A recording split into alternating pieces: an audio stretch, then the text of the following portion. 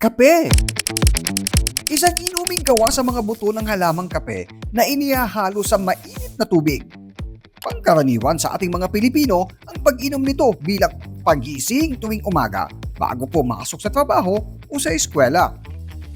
Halika, usapang kape tayo at alamin natin ang pulso ng 7 milyong Pilipino na pangunahing consumer nito. Ano nga ba ang dulot ng kape para sa iyo?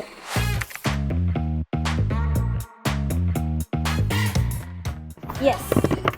Yes po. Yes, umiinom po ako ng kape.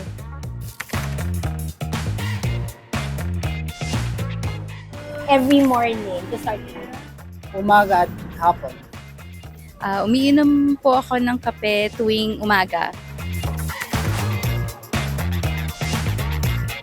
Kasi hindi ako ay naantok pag nagkakape ako. It energizes you. And maganda siya to start the day.